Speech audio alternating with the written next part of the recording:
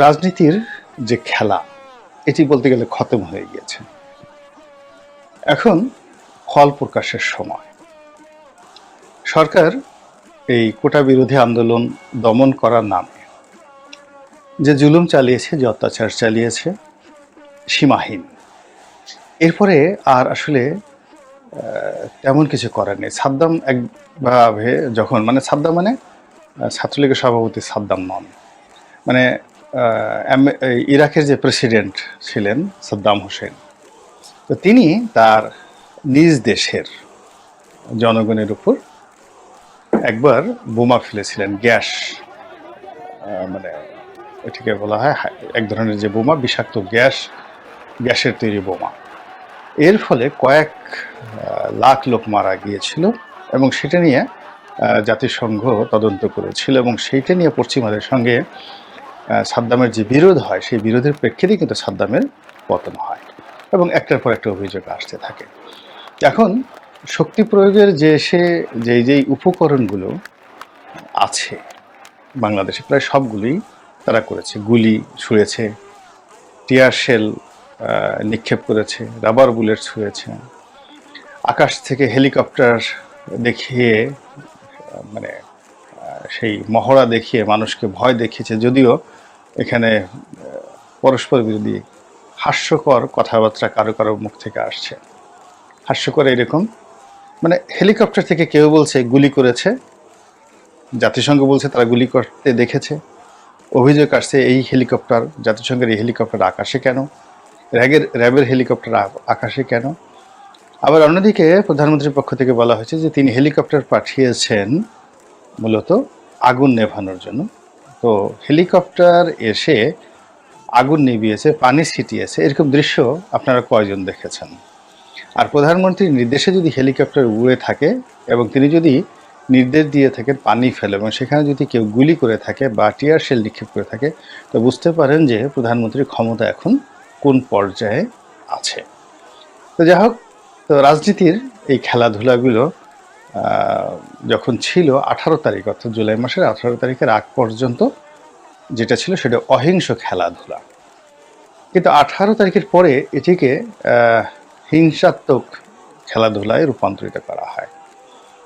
সরকারের পক্ষ থেকে বলা হয় জামাত আছে, শিবির আছে, বিএনপি আছে, দেশ বিরোধী চক্র আছে, তারপর আমেরিকা আছে, পাকিস্তান আছে, তারা তাদের চর দ্বারা, গুপ্তচর দ্বারা এই পুরো একটা অস্থিতিশীল সাধু সরকার, সজ্জন সরকার, একটি ফেরেশতার মতো সরকারকে ক্ষমতা থেকে নামানোর জন্য তারা চেষ্টা করেছে। অন্যদিকে বিএনপির যারা লোকজন, তাদের বক্তব্য হলো যে আমরা কিচ্ছু করিনি, শিবিরও কিছু করেনি। এমনকি আন্দোলনরত যারা শিক্ষার্থী তারা বলেন যে আমরা তো খালি হাতে ছিলাম, আমরা আগুন দিতে যাব কেন? এ সমস্ত স্থাপনায় আগুন দেওয়ার মতো অভিজ্ঞতা কি আমাদের আছে? আমরা কি কেপিআই বলতে যা বুঝায়, কেপিআই জোন বলতে যা বোঝায়, কে পয়েন্ট ইনস্টলেশন, অর্থাৎ খুবই গুরুত্বপূর্ণ স্পর্শকাতর যে সকল স্থাপনা, বাংলাদেশ টেলিভিশন, তারপর মেট্রো রেল, অন্যান্য সরকারের এগুলো ঘোষণা করা থাকে যেগুলো কে পয়েন্ট, তারপর জাতীয় মুদ্রণ যেটা রয়েছে, অর্থাৎ যেখান থেকে সমস্ত রাষ্ট্রীয় গোপন দলিল আদি মুদ্রণ করা হয়, বাংলাদেশ ব্যাংক, এই সমস্ত জায়গাকে কেপিআই জোন বলা হয়, ক্যান্টনমেন্ট সহ, গণভবন, বঙ্গভবন। তো এই জায়গাগুলোর যে ম্যাপ বা এখানে কিভাবে আক্রমণ করে, কেন আক্রমণ করে, এখানে কিভাবে ঢুকতে হয়, কেননা সব জায়গাতেই তো কিছু স্বয়ংক্রিয় বিধি ব্যবস্থা রয়েছে সেগুলো রক্ষা করার জন্য। তো সাধারণ মানুষের পক্ষে সেখানে যাওয়া সম্ভব না। যারা টেকনিক্যালি এক্সপার্ট, মিলিটারিগতভাবে এক্সপার্ট এবং এই ধরনের নাশকতা চালানোর যাদের অভিজ্ঞতা রয়েছে কেবল তারাই পারে। তো সাধারণ ছাত্রের বক্তব্য হলো আমরা তো এই ব্যাপারে অভিজ্ঞতা সম্পন্ন নই, ফলে আমরা এই কাজগুলো করিনি। কারা করেছে? তাদের অভিযোগ যেখানে যারা সরকারকে ক্ষমতায় রাখার জন্য বিভিন্নভাবে অপকর্ম করেছে অতীতকালে, তারা স্পষ্টতভাবে ভারতকে পয়েন্ট আউট করে যে ভারত বাংলাদেশের জনগণকে দাবিয়ে রেখেছে, বাংলাদেশের রাজনৈতিক বিধি ব্যবস্থাকে ধ্বংস করেছে এবং আওয়ামী লীগকে তাদের তাবেদার শক্তি হিসেবে বাংলাদেশে প্রতিষ্ঠিত করার জন্য এহেন কুকর্ম নাই তারা অতীতে করেনি।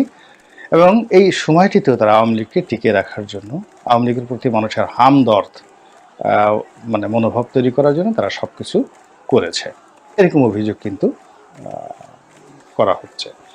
তো এই সকল অভিযোগের সত্য মিথ্যা জানার আগেই বিশাল ক্ষয়ক্ষতি হয়ে গেছে, মানুষের জীবনের ক্ষয়ক্ষতি হয়েছে শত শত, কেউ বলে 250, কেউ বলে 1000, সরকার বলছে 160 বা 150, এরকম প্রাণ ঝরে পড়েছে। হাজার হাজার মানুষ রক্তাক্ত হয়েছে, রক্ত ঝরেছে, লক্ষ লক্ষ মানুষ আহত হয়েছে, হাজার হাজার মানুষ 10,000, 12,000, 15,000 গ্রেপ্তার হয়েছে, যারা সরাসরি জেলখানাতে গেছে। কত মানুষ পুলিশের জিম্মায় আছে, থানা কাস্টডিতে আছে, কত মানুষ গৃহহারা হয়েছে, বাস্তুচ্যুত হয়েছে, তার কোনো ইয়াত্তা নাই। সারা দেশে যত তাণ্ডব চালানো দরকার, সর্বোচ্চ তাণ্ডব যাদের হাতে ক্ষমতা আছে তারা সেই তাণ্ডবগুলো চালিয়েছে। তো এইগুলো চালানোর পরে একটি রাষ্ট্রের যে রিদম থাকে, মানে একটা গুনগুন গুনগুন শব্দ করে, প্রকৃতির একটা রিদম আছে না, বাতাস প্রবাহিত হয়, সূর্য ওঠে, সূর্য অস্ত যায়, আকাশে চাঁদ ওঠে, সূর্য ওঠে, পাখপাখালি গান গায়, মানুষের হই হুল্লোড়, এইরকম রাষ্ট্রেরও একটা কিন্তু রিদম আছে। তো রাষ্ট্রের সেই রিদমটি এখন ঠিকমতো চলছে না। হঠাৎ হঠাৎ গুলির শব্দ, হঠাৎ করে রাস্তায় মিলিটারি গাড়িগুলোকে আমরা চলতে দেখছি, এখানে এখানে পুলিশের বাঁশির শব্দ, আবার শুনশান নীরবতা, বিপণী বিতানগুলোতে ভিড় নেই, সব মিলিয়ে কেমন যেন একটা খাবলা খাবলা অবস্থা। আমরা বলি না যে কোনো একটা জায়গা, যুদ্ধ বিধ্বস্ত কোনো এলাকা যদি আপনি যান, এলাকায় যান, দেখবেন যে বাড়িঘর ধ্বংসপ্রাপ্ত হয়েছে, মানুষের হৃদয় ভেঙে গিয়েছে, যেখানে সেখানে আপনি সেই যে যুদ্ধের যে ছাপ, এগুলো আপনি দেখতে পাবেন। তদ্রূপ আপনি এখন এই ঢাকা শহর, বাংলাদেশের সব জায়গাতে যদি ঘোরাফেরা করেন, রাস্তাঘাট, বাড়ি ঘর, দোকানপাট, বিপণী বিতান, মানুষের মন, সব কিছু, বিভিন্ন সরকারি বেসরকারি স্থাপনা, সব জায়গাতে আপনি দেখবেন যে ধ্বংসের যে ছবি স্পষ্টতই দেখা যাচ্ছে।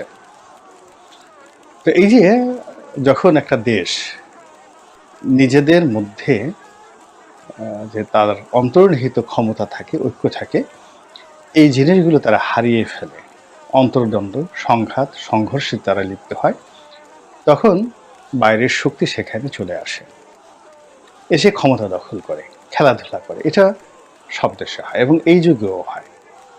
তো আমরা খুব সভ্য জগতে বাস করছি, কিন্তু এখন কি কলোনিয়াল পৃথিবী নেই? এখন যে সকল দেশে যুদ্ধ হচ্ছে, কেবলই মাত্র তারা কি নিজেরা নিজেরা যুদ্ধ করছে? সেখানে কি বহির্শক্তি যাচ্ছে না? তদ্রূপ এই যে বাংলাদেশের এখনকার যে দুর্বলতা, এই দুর্বলতার কারণে পৃথিবীর বিভিন্ন সাম্রাজ্যবাদী শক্তি, তারা কিন্তু বাংলাদেশের অভ্যন্তরে নাক গলাতে শুরু করেছে। এবং এই সাম্রাজ্যবাদী শক্তি যারা আছে, তাদের সবারই কিন্তু এজেন্ট রয়েছে, বিভিন্ন টিম রয়েছে, A team, B team, C team রয়েছে। যেমন আমরা পাকিস্তানের সাথে যুদ্ধ করে স্বাধীনতা লাভ করেছি, পাকিস্তান এটা কিন্তু ভুলেনি এবং কখনো ভুলবে না। কাজেই এই দেশটি সুখে থাকুক, শান্তিতে থাকুক, বা ভারতের সাথে মিলেমিশে হরিহর আত্মা হয়ে থাকুক, এই জিনিসটি কখনোই পাকিস্তান চাইবে না। কিংবা ধরুন আমরা মুক্তিযুদ্ধ করে স্বাধীন একটি সার্বভৌম রাষ্ট্র হয়েছি, যারা মুক্তিযুদ্ধের বিরোধিতা করেছে, যে সকল বিদেশি দেশ, তারা শেষ পর্যন্ত এই দেশের যে স্বাধীনতা, সেই স্বাধীনতাটাকে অন্তর থেকে কখনোই মানতে পারবে না। আবার মুক্তিযুদ্ধের সময় যারা আমাদেরকে সাহায্য করেছে, সহযোগিতা করেছে, তাদের অহমিকতা বোধ, তাদের দাম্ভিকতা এবং তাদের নানা রকম কূটকৌশলের কারণে তারা বিভিন্ন সময় আমাদেরকে যেভাবে দাবিয়ে রাখার চেষ্টা করেছে, তার ফলে বিদেশি শক্তির সম্পর্কে আমরা কখনোই স্বস্তিতে ছিলাম না। আমাদের রাজপথ, রুশ ভারতের দালালেরা সাবধান, হুঁশিয়ার সাবধান, এটা তো সেই 70-এর দশক থেকে স্লোগান হয়ে আসছে। স্বাধীনতার পর পর রুশ ভারতের দালালেরা, মার্কিন সাম্রাজ্যবাদ নিপাত যাক, নিপাত যাক, নিপাত যাক, পাকিস্তানের বিরুদ্ধে স্লোগান তো এখনো চলছে। কাজেই আমাদের এই দেশ সবসময় এই যে সকল বিষয় নিয়ে কথা বললাম, সব ব্যাপারে কিন্তু তারা সবসময় কনসার্ন ছিল। তো এখন এই যে খারাপ একটা সময় আমরা পার করছি, অর্থনৈতিকভাবে টাকা নাই, ব্যবসায়িকভাবে একেবারে দুর্বলতম অবস্থানে, সব মিলিয়ে একটা ত্রাহি ত্রাহি অবস্থা। তো এই যে একটা সংকট, সেই সংকটের মধ্যে বিশ্বের যে পরাশক্তিগুলো আছে তারা কিন্তু খেলছে, এবং যারা খেলছে তাদের মধ্যে ভারত যে সবচেয়ে বেশি খেলছে এটা আমরা সবাই জানি। এবং এখন সবাই বলা হচ্ছে যে ভারত এই পুরো পরিস্থিতি থেকে নিজেদের যে লাভ, এটিকে সুদে আসলে উঠিয়ে নেওয়ার জন্য তারা অনেকগুলো team, A team, B team, C team, D team, এরকম অনেকগুলো টিম, অ্যাটলিস্ট 4 থেকে 5টা টিমকে তারা কিন্তু মাঠে নামিয়ে দিয়েছে।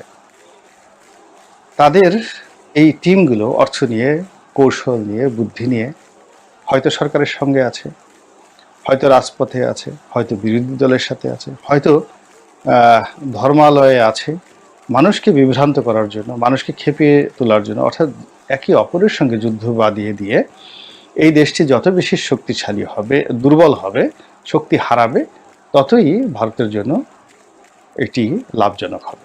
তারা কখনোই বাংলাদেশকে দখল করতে চাইবে না, বাংলাদেশকে সিকিমের মতো একটা প্রদেশ তারা বানাতে চাইবে না। এর কারণ হলো বাংলাদেশকে যদি তারা প্রদেশ হিসেবে এই মুহূর্তে বানাতে চায়, তাহলে আলটিমেটলি পুরো ভারতের মানচিত্র পরিবর্তন হয়ে যাবে। এর কারণ হলো বাংলা, বিহার, উড়িষ্যা, এটা যে হাজার বছরের যে একটা ঐক্য, বাংলা, বিহার, উড়িষ্যা, এখন এই বাংলা বলতে ত্রিপুরা, এই বর্তমান বাংলাদেশ এবং পশ্চিমবঙ্গ, আসাম, এটা হলো বাংলা। তারপর উড়িষ্যাতে উড়িষ্যা আছি, বিহার আছি, ভারতের সঙ্গে আছে। তো এখন এই যে বিভেদ এবং বিসংবাদ মানে ভারতের মধ্যে এখন চলছে, সেই বিভেদ এবং বিসংবাদের মধ্যে যদি বাংলাদেশ হলো তাদের জন্য সবচেয়ে কে ফ্যাক্টর।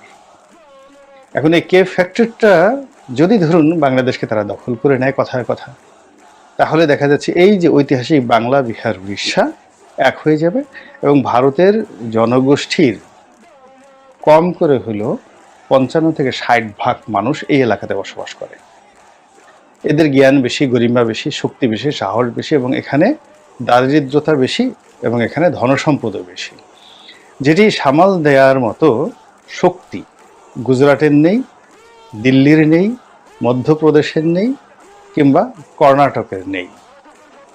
ফলে দিল্লির রাজধানী ঘুরে ঘুরে আবার কলকাতাতে চলে আসবে অথবা ঢাকাতে চলে আসবে, যেটি অতীতে সবসময় ছিল। ব্রিটিশরা যে শাসন করেছে খুব অল্প কিছু দিনের জন্য তারা দিল্লিতে তাদের রাজধানী করেছিল, কিন্তু বেশিরভাগ সময় কিন্তু কলকাতা ছিল ব্রিটিশ ভারতের রাজধানী। তো এই জিনিসগুলো দিল্লির যারা দাদাবাবু তারা খুব ভালো করে বুঝেন, তারা বাংলাদেশকে কখনোই ওইভাবে তাদের প্রদেশ হিসেবে নেবেন বলে আমার বিবেচনায় বলে না। তারা বরং এটিকে যত বেশি অগ্নিগর্ভ করে রাখতে পারবে, দুর্বল করে রাখতে পারবে, এবং পশ্চিমবঙ্গের সাথে এই বাংলার যে শত্রুতা, এটি উস্কে দিয়ে তারা সবসময় চাইবে যে তাদের যে ভারত রাষ্ট্রটি এটি যেন সেই অশোক চক্রের মতো ওরকম শক্তিশালী থাকে। তো এই জন্য যারা ভারতের A team, B team, C team, তারা তাদের সর্বশক্তি নিয়োগ করে এই বাংলাদেশের দুর্বলতম অবস্থানে কিন্তু কাজ করে যাচ্ছে, এবং এই কাজ করতে গিয়ে বিদেশি এজেন্টগুলো যেখানে দরকার তারা হত্যাকাণ্ড ঘটাচ্ছে এবং ঘটাবে, যেখানে দরকার তারা আগুন লাগাবে, যেখানে দরকার তারা মিছিল করবে, যেখানে দরকার তারা আবার গুলি করবে।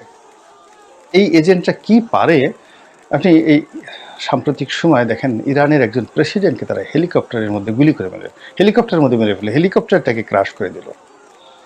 এরপরে যে হামাসের যিনি প্রধান ইসমাইল হানিয়া, তার যে নির্মম মৃত্যু, তাও ইরানের রাজধানী তেহরানে, যেখানে তিনি গিয়েছিলেন ইরানের যে নতুন প্রেসিডেন্ট নির্বাচিত হলেন তার যে অনুষ্ঠান, অভিষেক অনুষ্ঠান, সেই অভিষেক অনুষ্ঠানে রাষ্ট্রীয় অতিথি হিসেবে। তো তিনি ইরান সরকারের সর্বোচ্চ নিরাপত্তার মধ্যে থাকার পরেও সেখানে ইসরায়েলি গোয়েন্দারা তাকে খুন করে ফেলল।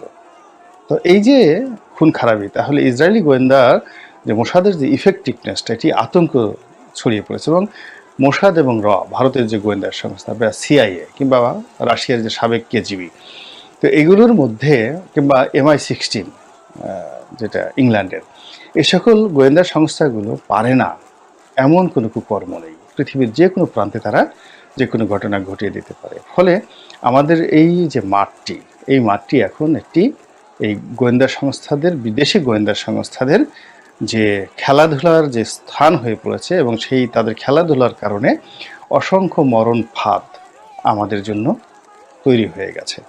এই মরণ ফাঁদ থেকে আল্লাহ রাব্বুল আলামিন আমাকে, আপনাকে, এদেশের নিরপরাধ জনগণকে, এদেশের মাটি এবং মানুষকে, প্রকৃতি এবং বাতাসকে, পশু পাখিকে, ভৌগোলিক অবস্থানকে আল্লাহ রক্ষা করুন, হেফাজত করুন, এই প্রার্থনা করছি।